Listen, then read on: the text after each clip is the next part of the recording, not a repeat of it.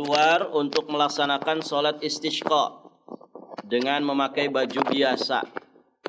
Ya, beliau keluar dalam kondisi tawadhu, dalam kondisi yang khusyuk, sehingga beliau sampai di tempat sholat.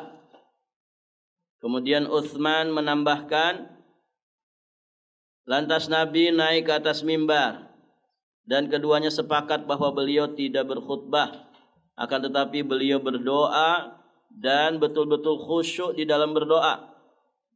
Dan beliau bertakbir, kemudian beliau sholat 2 rakaat sebagaimana sholat Id. Baik, ibu-ibu yang dirahmati Allah. Jadi sholatnya seperti sholat apa, Bu? Sholat Id. Berikutnya, imam berkhutbah sebelum sholat atau juga setelah sholat di atas mimbar yang sudah disiapkan untuknya. Jadi khutbahnya itu boleh sebelum sholat juga sesudah sholat kalau mau ada khutbah.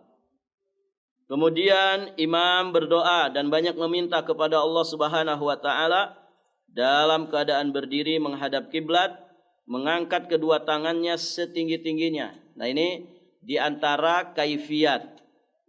Ya, di antara kaifiyat mengangkat tangan saat berdoa. Di dalam doa istisqa itu caranya diangkat tangan kita setinggi-tingginya, menjadikan punggung telapak tangannya ke arah langit. Jadi gimana, Bu? Diangkat setinggi-tingginya sampai disebutkan ketiaknya Nabi yang warnanya putih nampak kelihatan. Ya, diangkat setinggi-tingginya, punggungnya telapak tangan itu sampai menghadap ke atas langit. Berarti perutnya telapak tangan menghadap ke bumi. Kemudian imam memindahkan letak selendangnya berdasarkan hadis Abdullah bin Zaid yang terdahulu serta hadis Anas. Bahwasanya Rasulullah sallallahu alaihi wasallam melakukan salat istisqa. Lalu beliau berisyarat dengan punggung telapak tangan beliau ke arah langit. Nah, ini diantara kaifiat ngangkat tangan. Ada juga dalam berdoa, ngangkat tangan itu dengan berisyarat pakai telunjuk. Ini untuk khotib Jumat. Begitu ya. Jadi ngangkat tangannya ya dengan cara berisyarat dengan jari telunjuk diacungkan ke atas. Begitu. Adapun kaifiat yang umumnya, kaifiat yang biasa di dalam mengangkat tangan ketika berdoa adalah dengan menggabungkan 2 telapak tangan, kemudian menghadapkannya ke arah langit atau menghadapkannya ke arah muka. Begitu. Itu kaifiat mengangkat tangan di dalam berdoa. Beberapa kaifiat mengangkat tangan di dalam berdoa. Baik. Beliau juga membahas di sini tentang maksud memindahkan selendang atau sorban. Maksudnya apa ini? Yakni menjadikan selendang yang tadinya berada di bagian tubuh sebelah kanannya berpindah ke bagian tubuh yang sebelah kiri atau sebaliknya. Juga dikatakan bahwa imam membalikan bagian luar selendangnya ke bagian dalam dan bagian dalamnya keluar. Pokoknya dibulak-balik saja. Gitu ya. Hikmah dari perbuatan ini adalah sebagai simbol pengharapan yang begitu besar. Berharap baik kepada Allah Subhanahu wa taala ya, dan juga optimis terhadap perubahan keadaan. Makanya dirubah selendangnya sebagai simbol pengharapan yang besar kepada Allah supaya Allah membalikan, merubah keadaan yang tadinya gersang, tidak ada hujan, paceklik yang sangat mengerikan. Semoga Allah dengan itu merubahnya. Ada hujan yang turun, ya, kemudian tentu akan sangat bermanfaat bagi makhluk hidup, terutama manusia, tumbuh-tumbuhan dan juga binatang. Ya, kemudian juga bermanfaat untuk tanah sehingga tanah insya Allah kembali menjadi subur, tidak kekurangan kadar air. Barakallahu fikum. Inilah harapan besar dari salat istisqa dan juga dari doa dan tindakan tadi yang membalikkan selendang atau sorban. Semoga dengan itu Allah membalikan keadaan menjadi keadaan yang sebagaimana mestinya. Saat pemindahan ini adalah sesudah imam selesai berkhutbah. Baik. Imam memimpin sholat jamaah 2 rakaat sebagaimana sholat Id. Imam mengeraskan bacaan pada 2 rakaat itu sebagaimana sudah dipaparkan pada riwayat Abdullah bin Abbas radhiyallahu taala anhuma. Sholat itu gimana caranya, Ibu? Masih ingat? Yang setahun 2 kali itu. Berapa rakaat, Bu? 2 rakaat. Kemudian di takbir pertama, setelah takbiratul ihram ada takbir zawaid, takbir tambahan. Ditambah berapa? 7 kali takbir. Berarti dengan takbiratul ihramnya jadi 8. Baik. Habis itu normal baca Fatihah, baca istiftah Fatihah, kemudian baca surat. Di rakaat kedua, setelah takbir intikal dari sujud kedua menuju rakaat kedua, sujud terakhir dari rakaat pertama menuju rakaat kedua, ya, setelah takbir intikal tersebut maka takbir ya tambahan dengan 5 kali takbir. Jadi dengan takbir intikalnya jadi 6. Demikian. Allahu a'lam bishawab. Diperkenankan juga bagi imam untuk meminta air, yakni berdoa meminta hujan pada saat mengerjakan sholat Jumat di atas mimbar. Jadi kalau musim-musim paceklik, musim-musim kekeringan, musim-musim kemarau yang sangat panjang, orang pada kesusahan air, tumbuh-tumbuhan pada merana, binatang pada kehausan, manusia juga kesusahan. Barakallahu fikum. Maka para khutbah, ya, para khatib Jumat itu di sholat Jumatnya mereka meminta hujan kepada Allah. Allahumma aghithna ghaithan mubarakan. Pokoknya minta hujan kepada Allah Subhanahu wa taala. Baik. Jadi tidak mesti di salat istisqanya saja. Ya, di khutbah Jumat juga sangat dianjurkan bagi para khatib untuk meminta hujan kepada Allah Subhanahu wa taala. Taib, ibu-ibu yang dirahmati Allah, dan juga di selain hari Jumat tanpa mengerjakan sholat. Maksudnya kaum muslimin di musim-musim kemarau, di musim-musim kekeringan, mereka semua terus meminta kepada Allah Subhanahu wa taala. Di waktu-waktu mustajab mereka berdoa. Jadi kaum muslimin yang di rumah pun, muslimah yang di rumah, mereka tetap ya berusaha juga untuk meminta turunnya hujan kepada Allah Subhanahu wa taala. Dan semua itu dikukuhkan dengan hadis yang sahih dari Nabi sallallahu alaihi wa alihi wasallam.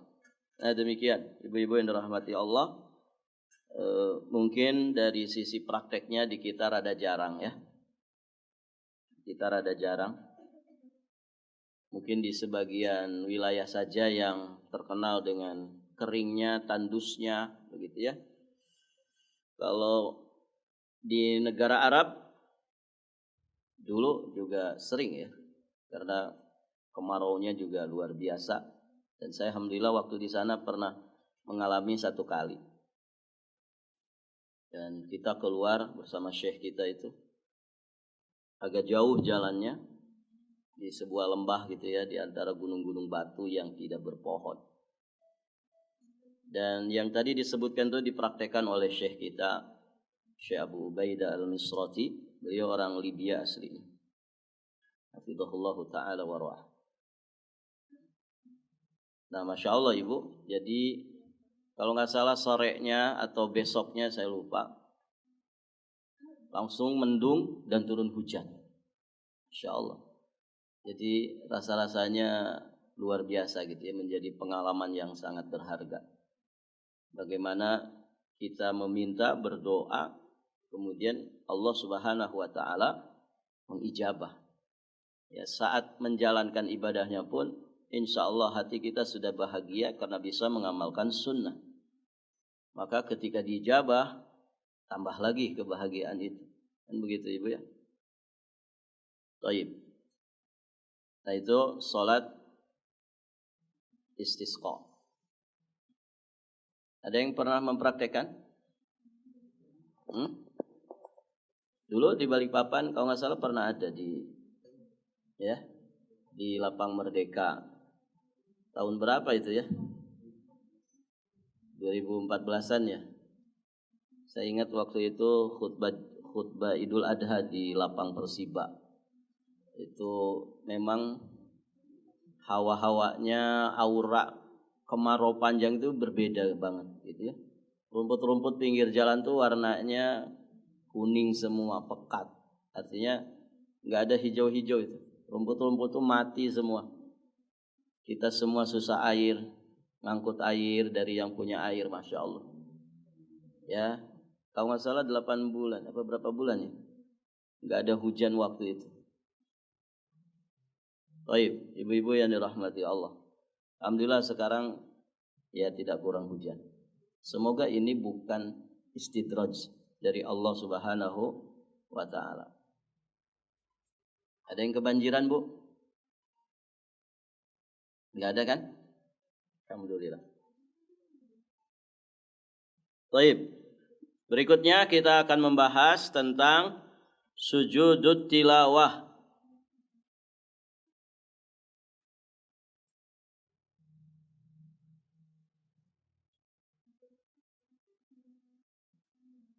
Sujud tilawah. Sujud ini ma'ruf ya, kita memahaminya. Gerakan tertentu ya dengan 7 anggota sujud.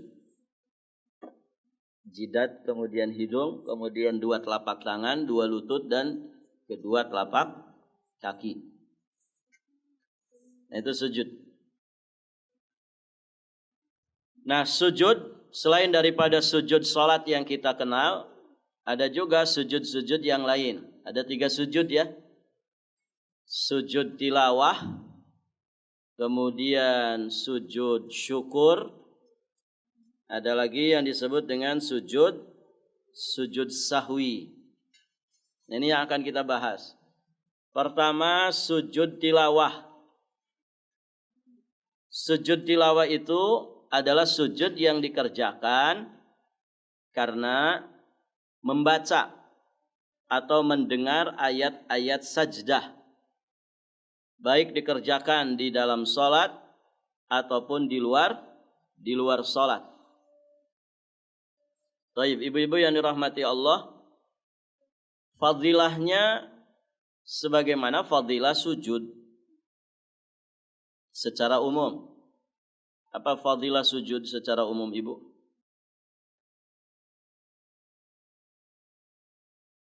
Apa? Ibu suka sujud? Apa fadilah sujud?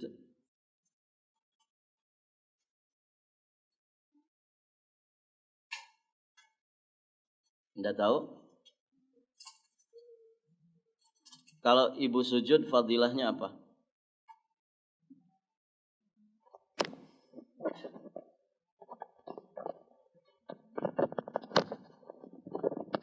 Baik, ibu-ibu yang dirahmati Allah.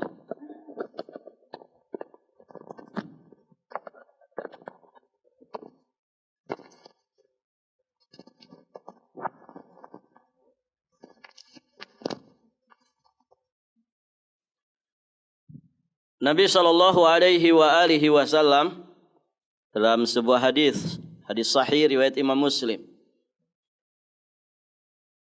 beliau bersabda, "Idza qara'a ibnu Adam as-sajdata fasajada apabila seorang anak Adam membaca ayat sajdah, lalu dia sujud. Apa di antara keistimewaannya? I'tazala syaitan yabki. Sujudnya itu menjadikan setan i'tizal, meninggalkan orang tersebut sambil nangis. Yaqulu ya wailah.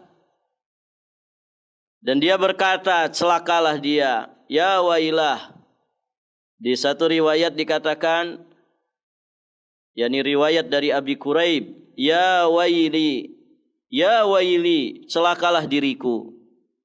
Dia mencela dirinya sendiri. Umir ibnu Adam bisujud fasajada falahul jannah. Tuh anak Adam disuruh sujud oleh Allah Subhanahu wa taala, lalu dia pun bersujud sehingga dia dapat surga.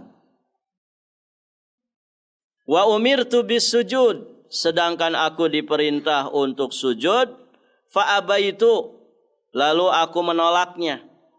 Faliyan nar, sehingga aku mendapatkan neraka. Begitu. Jadi dengan sujud insya Allah dapat surga. Karena ibadah yang paling nampak itu adalah sujud. Sujud juga ibu-ibu yang dirahmati Allah bisa mengangkat derajat kita di sisi Allah Subhanahu wa taala.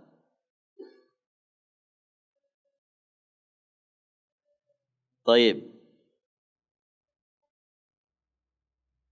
Dan nanti orang-orang beriman itu diistimewakan dengan bekas sujudnya di kehidupan akhirat nanti. Simahum fi wujuhihim min atharis sujud. Tidak mesti harus hitam, begitu ya. Jadi ibu yang dirahmati Allah, kalau memang kita sering sujud tapi jidat kita tidak hitam, jangan memaksakan pengen punya tanda hitam di jidat, gitu ya. Allah Maha tahu kau dengan sujud kita, walaupun kita tidak punya tanda hitam di jidat, begitu ya. Barakallahu fiikum. Nah, sebagian orang pengen banget punya 2 tanda hitam di jidat. Kadang akhirnya menjadikan dia berlebih-lebihan.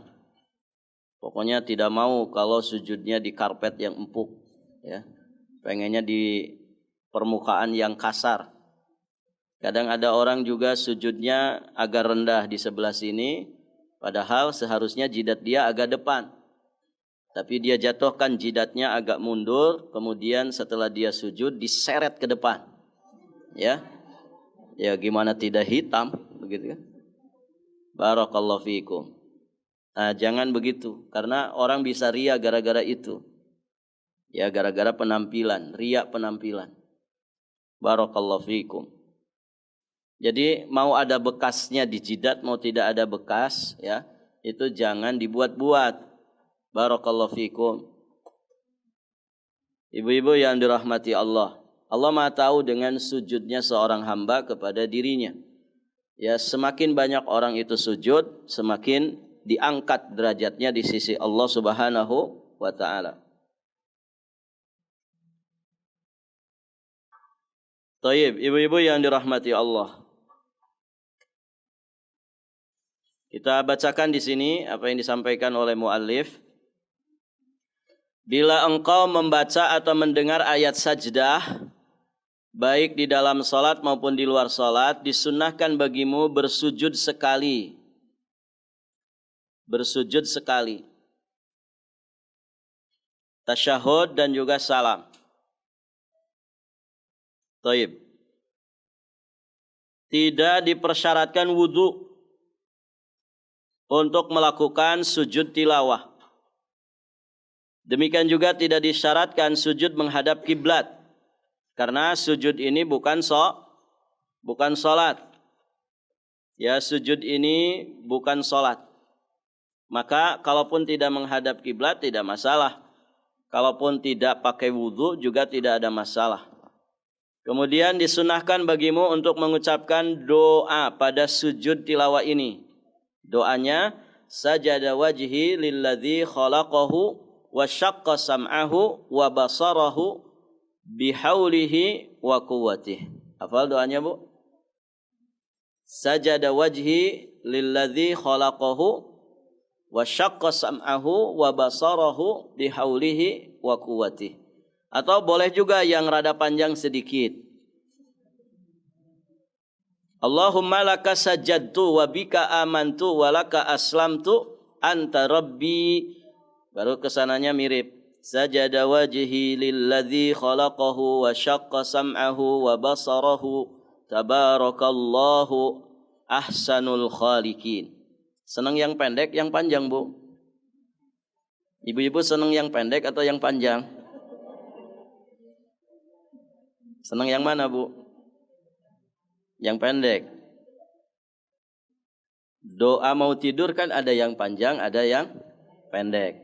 Kalau yang pendek yang gimana? Bismikallahumma amutu wa ahya. Ini yang sering dibaca, Bu, ya. Kalau doa yang panjang gimana? Iya, itu tuh yang doanya yang kita lupa itu. Barakallahu fiikum. Ya. Nah, itu ibu-ibu yang dirahmati Allah. Ya, yang pendek saja boleh. Sajada wajhi lilladzi khalaqahu wa syaqqa sam'ahu wa basarahu bihaulihi wa quwwatihi. Wajahku bersujud kepada zat yang telah menciptakannya. Wa syaqqa sam'ahu, merekahkan pendengarannya. Wa basarahu, dan juga penglihatannya. Bihaulihi wa quwwatihi, ya, dengan daya dan juga kekuatannya. Atau tadi yang rada panjang, Allahumma, ya Allah, laka sajadtu, kepadamulah aku bersujud, wa bika amantu, denganmu, ya, atau kepadamulah aku beriman, walaka aslamtu, kepadamulah aku itu berislam, menyerahkan diri. Anta rabbi, sesungguhnya engkau adalah Rabbku. Sajada wajhi lilladzi khalaqahu wa syaqqa sam'ahu wa basarahu. Di penghujungnya bukan bihaulihi wa quwwatihi, tapi tabarakallahu ahsanul khaliqin. Tabarakallahu ahsanul khaliqin. Maha berkah Allah sebagai sebaik-baik pencipta. Taib. Diperkenankan pula bagimu apabila engkau membaca atau mendengar ayat sajdah untuk tidak bersujud. Boleh. Kalau kita baca Quran ada ayat sajdahnya, kemudian kita enggak sujud, boleh. Atau kita mendengar orang yang membaca ayat sajdah, kemudian kita tidak bersujud juga tidak mengapa. Karena hukumnya sunnah. Ya, hukumnya sunnah. Walaupun sebagian ulama ada yang mengatakan hukumnya wajib. Karena konteksnya adalah perintah. Taib. Namun sesungguhnya ibu-ibu yang dirahmati Allah, kalaupun konteksnya perintah dan asal hukum perintah itu wajib, ya illa madalla dalil ala khilafih. Ternyata ada dalil yang memalingkan dari makna wajib. Nah, diantaranya adalah Zaid bin Thabit. Ya, dikisahkan pernah membaca ayat sajdah di hadapan Nabi, lantas Nabi ternyata tidak sujud. Jadi riwayat dari Zaid bin Thabit ini, Allahu a'lam, memalingkan makna wajib dari perintah bersujud. Karena ternyata Nabi pernah membaca, ya, Nabi pernah mendengar Zaid bin Thabit membaca ayat sajdah, tapi ternyata Nabi tidak sujud. Nah, ini menjelaskan kepada kita bahwa tidak bersujud di saat mendengarkan ayat sajdah itu boleh. Namun jelas yang afdal, ya, adalah kita bersujud. Rasulullah sallallahu alaihi wasallam bersabda, hadisnya tadi kita bacakan, idza qara'a ibnu Adam as-sajdata fasajada i'tazala syaitan yabki. Apabila anak Adam membaca ayat sajadah, lalu dia bersujud, maka setan menyingkir. Setan menyingkir dan menangis. Seraya berkata, aduhai alangkah senangnya dia. Dia diperintahkan untuk bersujud, lalu dia bersujud, maka surga diberikan kepadanya. Sedangkan dulu aku diperintahkan untuk bersujud, tapi aku tidak mau bersujud. Maka akhirnya aku pun mendapatkan neraka. Sallallahu alaihi wal afiyata wassalamah fid dunya wal akhirah. Baik, ibu-ibu yang dirahmati Allah, ini tentang sujud tilawah. Baik.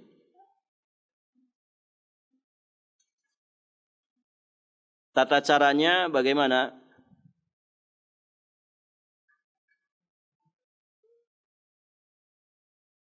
Allahu a'lam. Syekh Abdurrahman bin Nasir As-Sa'di rahimahullahu ta'ala, beliau menyatakan kalau sujud itu dilakukan di luar sholat, maka tidak diwajibkan padanya takbir, tidak diwajibkan padanya salam.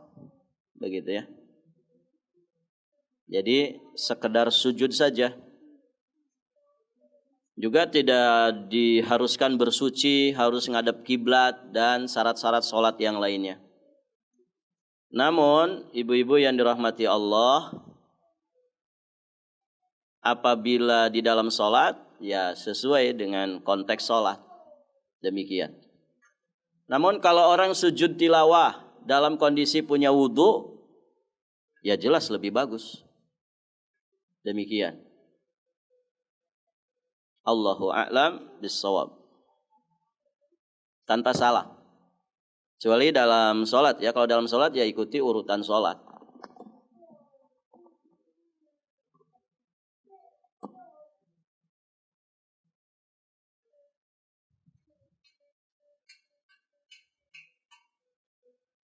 Sebagian ulama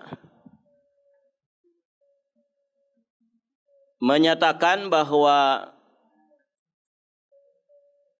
dalam kondisi berdiri kemudian kita sujud tilawah itu lebih baik. Misalkan ibu baca Quran nih, baca Quran ada ayat sajdahnya, maka ibu berdiri dulu, kemudian selanjutnya ibu turun untuk sujud. Itu lebih baik. Berdasarkan firman Allah di surat Al-Isra ayat 107. Idza yutla alaihim yakhirruna lil azqani sujada. Apabila Al-Quran dibacakan kepada mereka, mereka menyungkur atas muka mereka sambil sujud. Yakhirrun. Yakhirrun dikatakan yakhirrun, menyungkur, itu dari posisi berdiri. Bisa dipahami ibu? Barakallahu fikum. Demikian. Jadi kalau dalam kondisi berdiri itu lebih baik.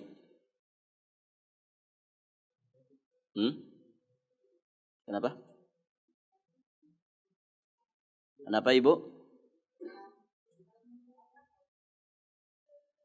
Menutup aurat? Enggak, karena dia bukan sholat kan? Karena bukan sholat. Ya tentunya aurat-aurat yang bukan aurat besar gitu ya. Kalau ibu-ibu misalkan cuman pakai ciput lagi baca Quran, tidak berhijab misalkan, tidak berhijab lengkap, maka ya tidak masalah. Tapi kalau dalam kondisi lengkap tutup aurat, begitu ya, itu tentu jelas akan lebih baik. Ya intinya kan dia bukan sholat, berarti syarat-syarat sholat tidak dibutuhkan. Tidak dibutuhkan. Syarat sholat itu kan diantaranya nutup aurat. Ya sehingga sujud tilawah kalau misalkan tutup auratnya ibu tidak lengkap ya tidak masalah. Allahu a'lam. Karena dia bukan sholat. Bagaimana kalau sujudnya itu dari posisi duduk? Boleh, silahkan. Namun sebagian ulama tadi berdasarkan ayat tadi yakhirruna lil azqani sujada, mereka menyatakan sujud tilawah dari keadaan berdiri itu lebih utama. Kalau doanya selain doa tadi boleh tidak?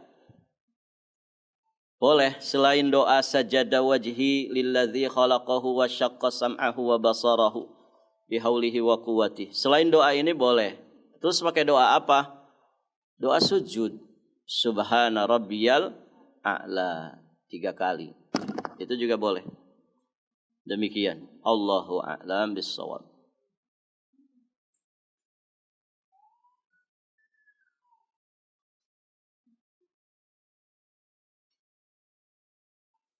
Baik.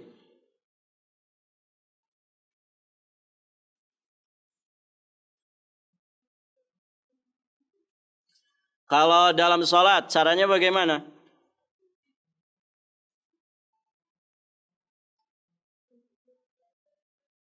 Jika dilakukan dalam sholat, maka dia langsung turun menuju sujud dari posisi berdiri. Dengan cara bagaimana? Takbir. Jadi ketika nyungkur sujud, kalau kita baca ayat sajdah di dalam sholat, pasti dalam kondisi berdiri kan? Karena kita sedang baca surat setelah Fatihah. Kemudian ada ayat sajdah yang kita baca, maka kita ingin sujud tilawah. Berarti caranya takbir. Ya, setelah baca ayat sajdah tadi, kita bertakbir Allahu Akbar, kemudian menyungkur sujud. Ya. Sujudlah 1 kali dengan membaca doa yang tadi disebutkan, atau juga boleh doa sujud di dalam sholat. Subhana rabbiyal a'la, subhana rabbiyal a'la, subhana rabbiyal a'la. Kemudian dia bangkit berdiri lagi dari sujud sambil bertakbir. Jadi takbir lagi.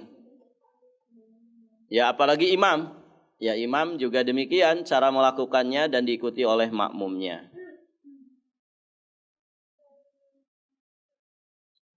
Kalau kita sedang berjalan atau sedang di kendaraan, kemudian kita mendengar ada ayat sajdah yang dibacakan, dianjurkan sujud enggak?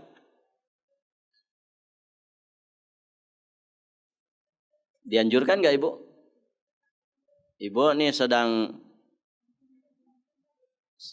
sama suami di mobil. Begitu ya. Kemudian kadang kan di masjid-masjid suka disetel tuh murattal Quran. Nah, karena ibu hafizah gitu.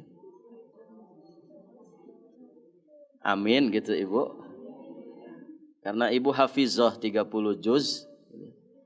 Jadi tahu itu yang dibaca oleh kaset di murattal itu. Oh, ini ayat ini. Ada ayat sajdahnya kedengaran sama ibu. Dianjurkan enggak sujud? Tetap dianjurkan. Boleh. Kalau ibu ingin sujud, boleh. Caranya bagaimana?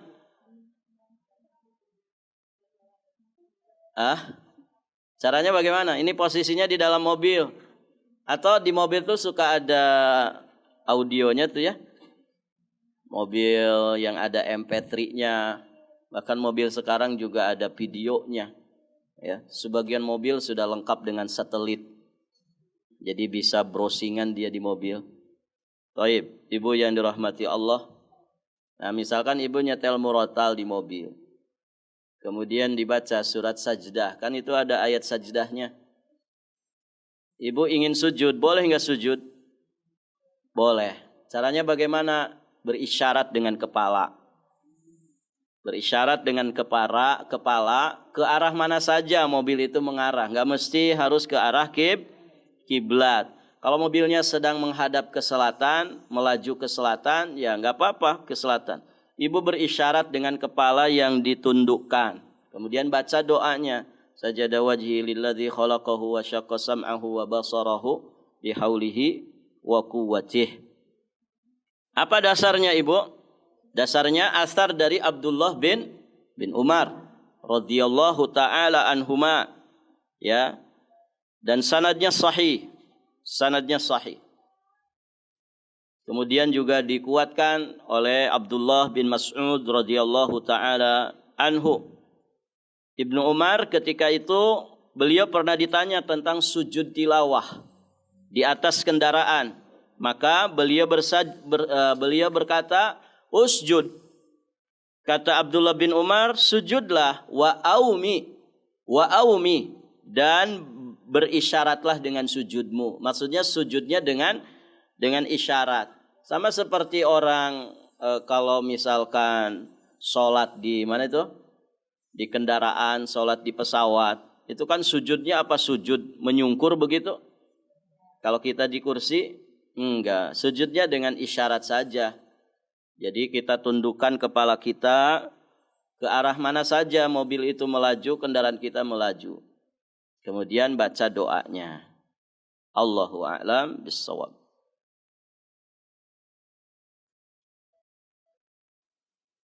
Kalau sujud tilawah di waktu terlarang sholat, boleh?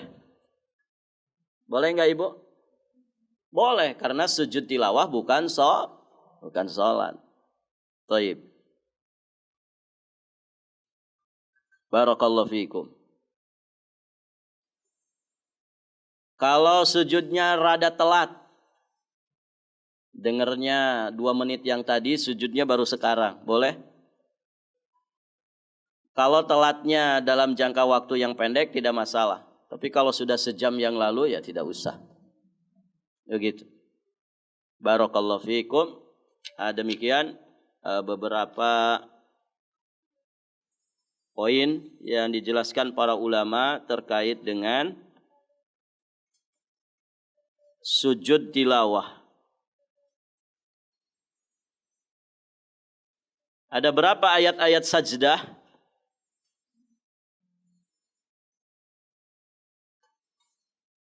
Sebagian ulama menjelaskan dari riwayat yang marfu ada 15 tempat di dalam Al-Quranul Karim. Namun dari 15 tempat itu hanya 10 yang disepakati sebagai ayat sajdah. Kalau Ibu di Mushaf Madinah, cetakan Madinah, bukan cetakan Kampung Madinah, cetakan Madinah, kota Nabi. Itu biasanya dikasih tanda seperti kubah. Seperti kubah masjid ada tiangnya dikit. Kemudian dikasih tanda warna hitam. Biasanya seperti itu. Ada 10 yang disepakati. Ada 10 yang disepakati. Di antaranya di surat Al-A'raf ayat 206. Al-A'raf 206.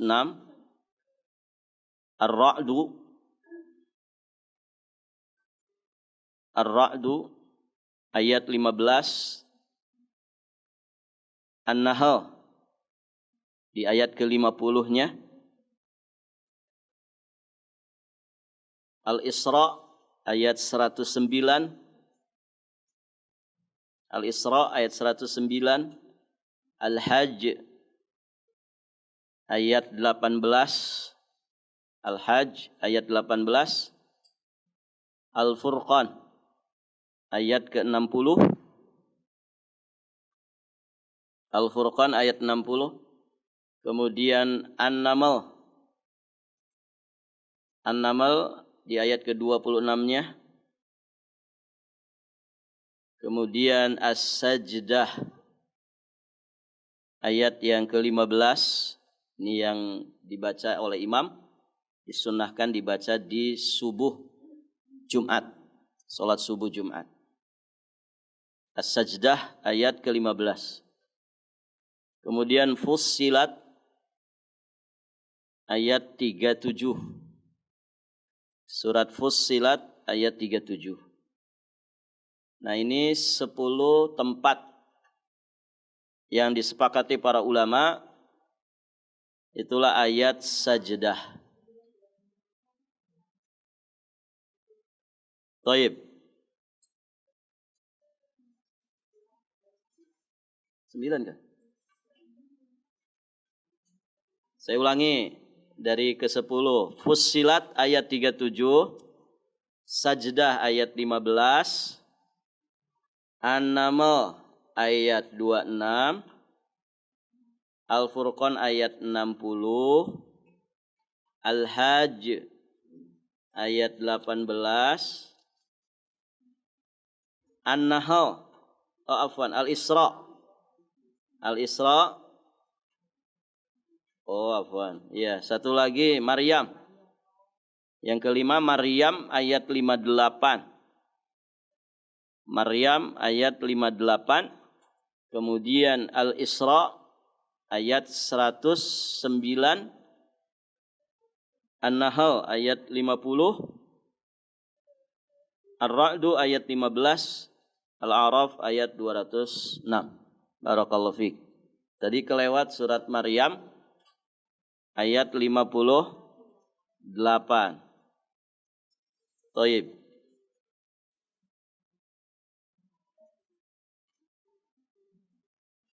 Itu yang disepakati ya.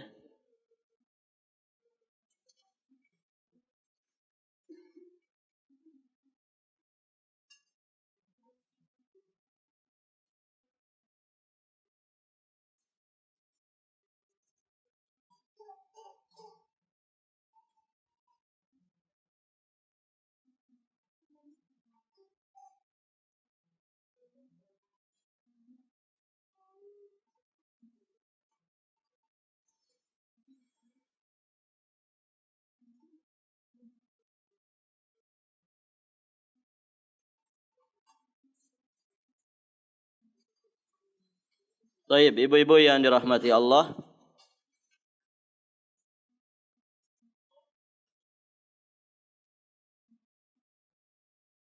Satu lagi ingin saya jelaskan.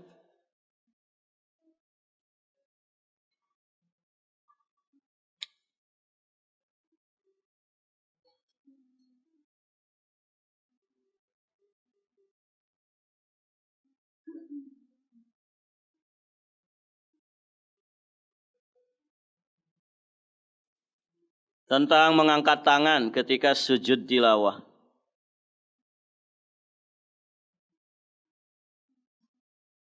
Sebagian ulama berpendapat boleh mengangkat tangan ketika sujud tilawah.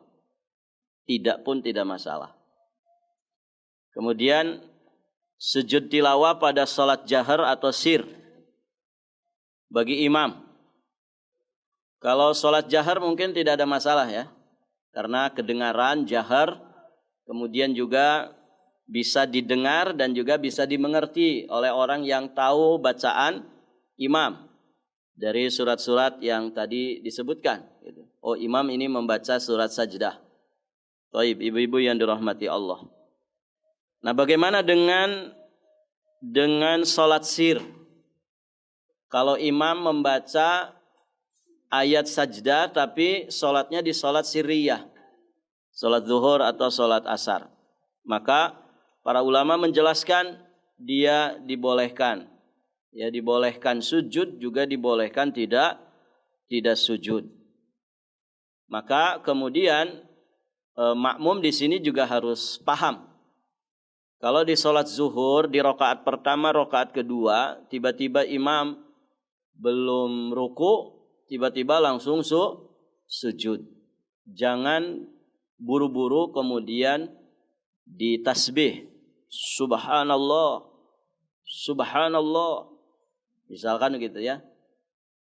Nah, barangkali imam membaca ayat sajdah, maka makmum ikuti saja sujud. Demikian. Tentu imam bertakbir dulu ya ketika mau menyungkur sujud. Taib. Dan ibu-ibu yang dirahmati Allah, kalau mungkin di kondisi jamaah yang kurang familiar dengan itu, tidak pernah mendapatkan penjelasan seperti itu, ya selayaknya ya imam supaya tidak menjadikan sholat jamaahnya kacau balau, berantakan, ya salah sangka, maka lebih baik disampaikan dulu. Kalau sholatnya sholat zuhur dan sholat asar. Misalkan gini, kita jadi imam nih, masjidnya belum terbiasa dengan penjelasan-penjelasan seperti ini. Atau mungkin mereka belum dapat penjelasan seperti itu, bahwa dalam sholat sir pun imam boleh ya sujud tilawah. Nah, kalau makmumnya kondisinya seperti itu, belum pernah dapat penjelasan, sebaiknya disampaikan dulu. Atau jangan dulu dipraktekkan kecuali jamaah sudah mendapatkan penjelasan. Begitu ya. Kalau mau langsung misalkan boleh juga. Misalkan sebelum ngimamin sampaikan saja walaupun belum bermajelis. Bapak-bapak, para jamaah, sholat zuhur atau sholat asar, nanti saya ketika ngimamin ya akan membaca ayat sajdah. Nanti kalau saya dari berdiri belum ruku tiba-tiba langsung sujud, jangan pada kaget. Ya saya akan baca di rakaat kedua, gitu ya, ayat sajdahnya. Supaya nanti ikuti saja, itu sujud tilawah. Nanti setelah sujud itu kita bangkit lagi, begitu. Nah, disampaikan dulu akan lebih baik. Karena kalau tidak disampaikan, ini bisa salah sangka, salah paham. Ya, imam sujud tilawah kemudian ditasbih terus subhanallah, subhanallah, subhanallah. Nah, ini akan menjadikan berantakan sholat jamaah. Begitu ya. Allahu a'lam bishawab. Ibu-ibu yang dirahmati Allah, sampai di sini pelajaran kita. Insyaallah nanti kita lanjutkan pembahasan berikutnya nanti sujud syukur. Ada yang pernah mempraktekkan sujud syukur?